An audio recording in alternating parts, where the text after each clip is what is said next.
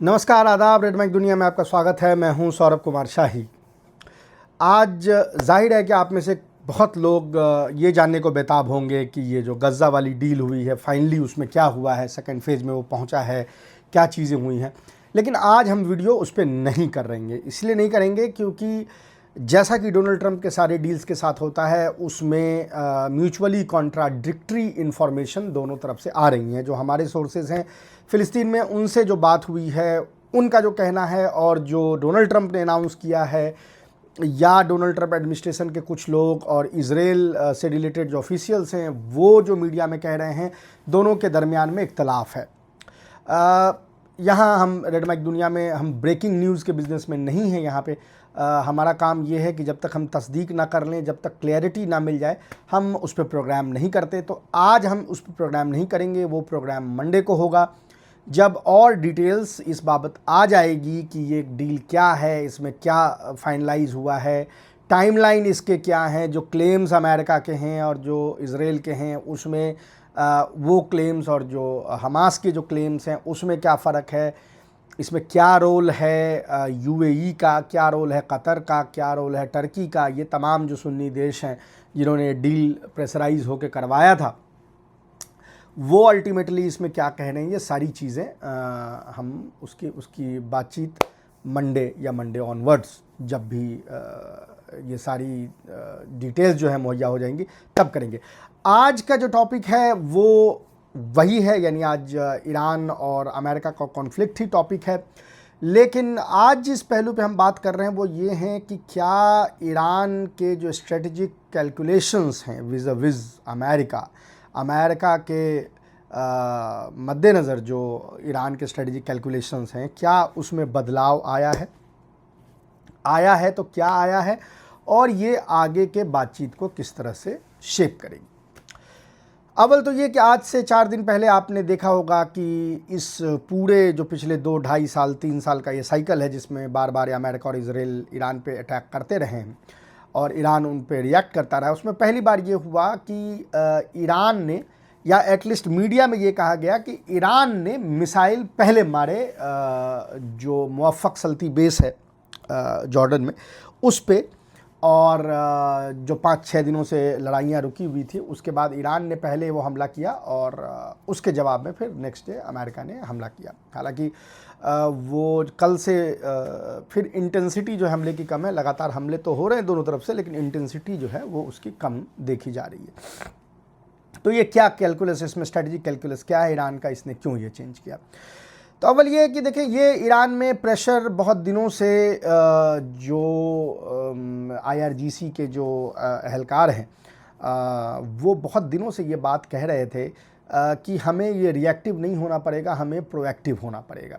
लेकिन ये political decision था जो अभी जो उनके सुप्रीम लीडर गुजर गए अली खामनेई, उनका और बाकी लोगों का ये पॉलिटिकल डिसीजन था कि ईरान रिएक्शन में हमले करता था, वो पहला कदम नहीं उठाता था। इसके पीछे उनकी जो अपनी यानी उनका जो POV था, जो उनका आर्ग्यूमेंट था, वो ये था कि देखें लार्ज स्केल पे दुनिया में जो पॉपुलेशन वो हमारे साथ है। देखें, हुकूमतें तो अमेरिका की तरफ हैं, लेकिन जो पॉपुलेशन है वो हमारे साथ है, हमारे पोजीशन के साथ इसलिए है क्योंकि हमारा पोजीशन मॉरल पोजीशन है। यानी हमने कभी हमला नहीं किया अमेरिका पे, अमेरिका ने जब हमला किया तो हमने फिर जवाबी हमला किया, और ये हमें एक मोरल हाई ग्राउंड देता है, जिस हाई ग्राउंड के मद्देनज़र दुनिया की पॉपुलेशन जो है वो हमें देखती है, हमें हमारे तरफ जो है उनका झुकाव है। अब जो एडमिनिस्ट्रेशन आई है इसमें 2 चीज़ है। एक तो जो मुस्तफा खामनेई है, जाहिर है कि उनका पॉइंट ऑफ व्यू एक अलग है। साथ ही साथ जो 2 राउंड के जंग में हुआ ये कि टॉप लीडरशिप चूँकि मारी गई मिलिट्री की, तो अब वो लीडर्स मिलिट्री को लीड कर रहे हैं जिन्होंने जंगें लड़ी हैं अभी पिछले यानी कुछ सालों में, सीरिया में और तमाम जगहों पे। उनका ये मानना है कि अगर जब तक अमेरिका को हम इस चीज़ का डर नहीं दिखा सकते कि हम भी पागल हैं। देखिए, मैड मैन डॉक्ट्रिन एक चीज़ होती है, डोनाल्ड ट्रंप उसको करने की कोशिश करता है कि वो एक यानी वो या तो अपने तरफ से या जो उसके गुर्गे हैं, जैसे पिछले एडमिनिस्ट्रेशन में जॉन बोल्टन है था, उसके थ्रू ये इशारा करना चाहता है दुनिया में कि मैं मैड मैन हूँ, कि मैं ये कि दुनिया मुझसे डरे कि ये तो पागल है, ये तो कुछ भी कर सकता है। ठीक है, ईरान का ये कहना है कि अमेरिका को भी ये डर होना चाहिए कि सामने वाला आदमी मैडमैन है और वो भी चाहे तो कुछ भी कर सकता है। हालांकि जो ये अभी अटैक हुआ मुवफ़्फ़क़ सल्ती बेस पे जो ईरान ने परसों अटैक किया, वो इशारा सिर्फ था, वो उसमें बहुत जदीद तरीन मिसाइल्स यूज नहीं किए गए, उसमें पुराने मिसाइल्स यूज किए गए और वो मिसाइल्स यूज किए गए जो इजीली इंटरसेप्ट हो सकते थे। हालांकि उसके बावजूद भी चूँकि वो अमेरिका का सरफेस टू एयर जो पूरा का पूरा निज़ाम है वो चलनी बन चुका है, तो उस 2-4 मिसाइल तब भी जो हैं वो हिट कर गई। लेकिन इशारा ये था, कहना उसका ये कि अब ये स्ट्रेटेजिक कैलकुलेशन हमारा बदल गया है, यानी ईरान का बदल गया है, ईरान का ये कहना है, और हम अब जब चाहें तो आप पे हमला कर सकते हैं, अब हम भी प्रीएम्प्टिव स्ट्राइक कर सकते हैं। देखें, ईरान के पास ऐसे कई मौके आए थे जिसमें अगर वो प्रीएम्प्टिव स्ट्राइक करता तो अमेरिका को की हालत मिलिटरली बहुत बुरी हो सकती थी। याद करिए, 2 महीने से अमेरिका बिल्डअप कर रहा था फोर्सेस की, और जब फोर्स की कहीं पर भी बिल्डअप और विड्रॉवल हो रही होती है तो वो उस फोर्स का सबसे वनरेबल मोमेंट होता है, सबसे वनरेबल मोमेंट होता है जब वो विड्रॉ कर रही होती है या जब वो डिप्लॉय हो रही होती है। उस दरमियान में अगर ईरान ने हमला किया होता तो एक बड़ा ज़ख़ीरा जो है इनके एयरफोर्स का ईरान तबाह कर चुका होता। लेकिन ईरान ने वो डिसीजन नहीं लिया, जो भी मैंने आपको बताया कि उसके पीछे कैलकुलेशन क्या है। मेरी अपनी पर्सनल जाती राय ये है कि गलत डिसीजन है। प्रीएम्प्टिव स्ट्राइक उसी समय करनी चाहिए थी और इनको डिस्ट्रॉय कर देना चाहिए था, क्योंकि इंटरनेशनल लॉ का ऐसे भी कोई वैल्यू नहीं है। ऐसा तो है नहीं कि अमेरिका ने इंटरनेशनल लॉ ब्रेक किया तो दुनिया उसको कंडेम करने के लिए बैठी हुई है। लेकिन अब ईरान को ये अपने कैलकुलस जो है वो बदलने होंगे और उसने वो कैलकुलस बदला है। अगर ईरान को ये लगता है कि किसी जगह पे ऐसी, यानी एक वो चीज़ भीड़ इकट्ठी होती है या इस तरह से, यानी इसको ना मिलिट्री टर्म में बोला जाता है target rich environment. Target rich environment अगर क्रिएट होता है और ईरान इस बात को लेके कंफर्म है कि भाई ये हमले होंगे, तो फिर वो वापस से हमला करेगा। तो अव्वल तो ये है, इशारा कर दिया गया कि स्ट्रेटजिक कैलकुलस बदल गया है। दूसरी चीज़ जो 2 दिनों में हुई है, एक आपने देखा होगा कि एक एलएनजी फिलिंग शिप जो अमेरिका की है, जो इजिप्ट के, मिस्र के एक पोर्ट पे लगी हुई थी, उस पे ड्रोन हमला हुआ है। हालांकि ईरान ने उसको कबूला नहीं है और ये कहा है कि फॉल्स फ्लैग ऑपरेशन है, इसमें इजराइल शामिल है। लेकिन जो तमाम एविडेंस है उससे ऐसा प्रतीत हो रहा है कि ये ईरान नहीं किया है। इसके पीछे क्या मकसद है? इसके पीछे मकसद ये है कि अगेन अमेरिका को ये बताना कि एक्सकेलेशन डोमिनेंस तुम्हारे हाथ में नहीं है। तुम एक्सकेलेशन कर सकते हो, लेकिन तुम ये सोचोगे कि तुम ही डोमिनेट करोगे एक्सकेलेशन, तो वो नहीं हो सकता है। हम एक्सकेलेशन डोमिनेंस अपना दिखा रहे हैं, क्या दिखा के?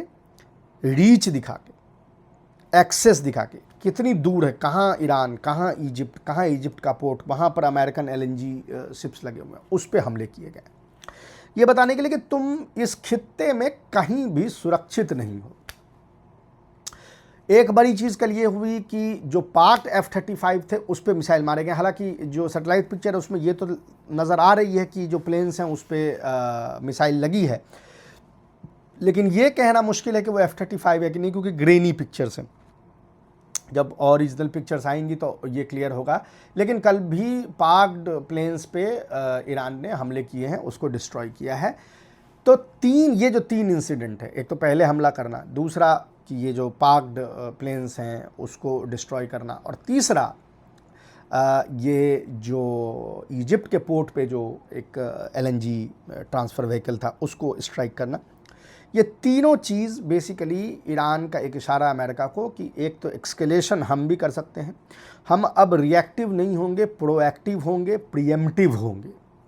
यानी अभी तक जो हम रिएक्टिव रहे हैं, हम प्रीएम्प्टिव भी हो सकते हैं, प्रोएक्टिव भी हो सकते हैं। अव्वल तो ये। दूसरा कि कोई भी जगह तुम सुरक्षित नहीं हो, everything is within our reach, everything is within our access, और हमारा जो अब ISR है, यानी इंटेलिजेंस, सर्विलांस, रिकनेसेंस, वो अब तुम्हारे लेवल का है, और हमको भी जैसे तुम्हें हमारी हर चीज़ नज़र आ रही होती है, वैसे अब हमें भी तुम्हारी हर चीज़ नज़र आ रही है।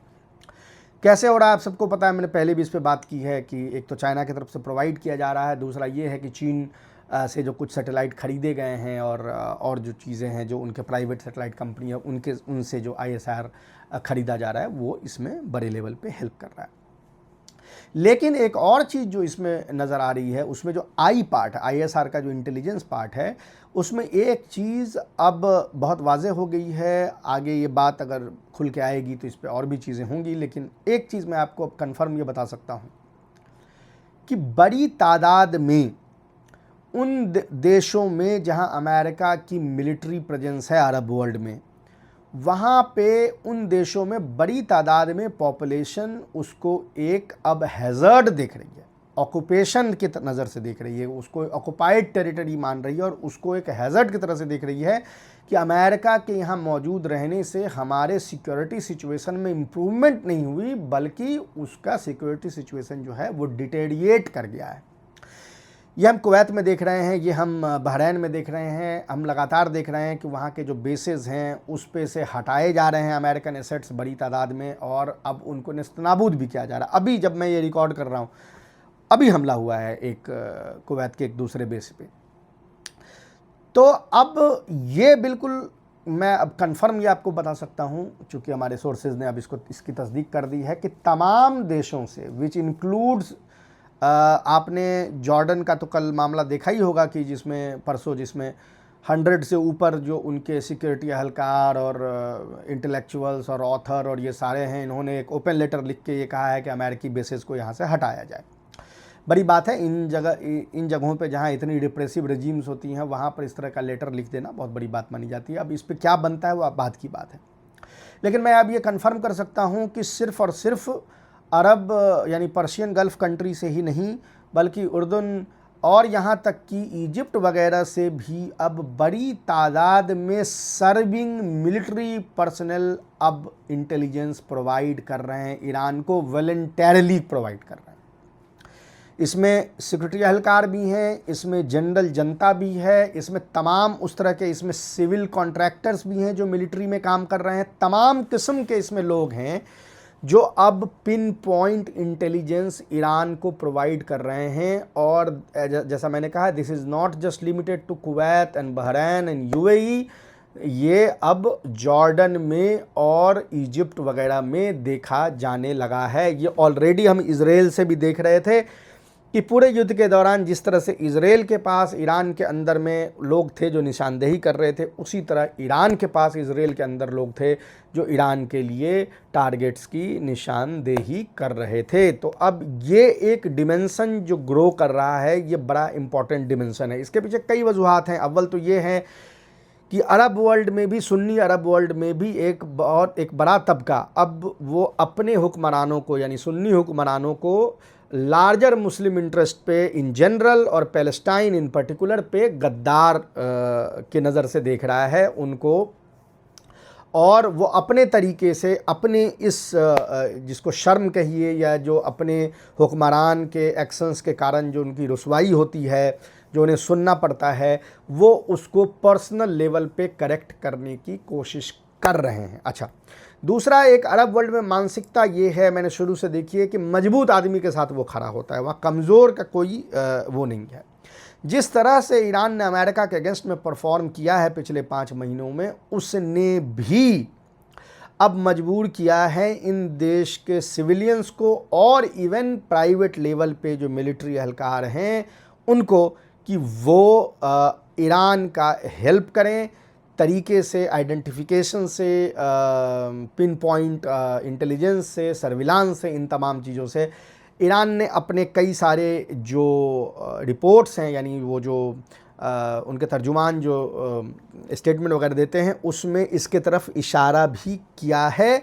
लेकिन अब मैं ये कंफर्म कर सकता हूँ अपने सोर्सेस के हवाले से कि ये जो नंबर्स हैं ये अब बहुत ज़्यादा तादाद में, अब ये इक्का दुक्का इंसिडेंट नहीं है, यह एक डेल्यूज बन चुका है। इससे कैसे ये तमाम जो रिप्रेसिव रिजीम्स हैं ये कैसे डील करेंगी और अमेरिका इसको कैसे डील करेगा, ये बहुत ही इंटरेस्टिंग होने वाला है आइंदा वक्त में। देखते हैं इसको अमेरिका किस तरह से डील करता है।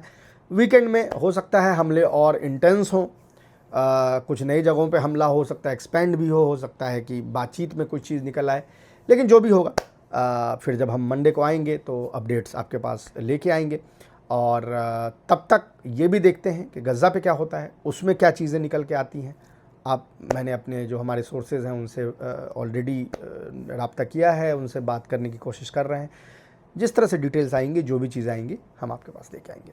अभी के लिए इतना ही, हम आपसे फिर मिलेंगे, तब तक के लिए नमस्कार।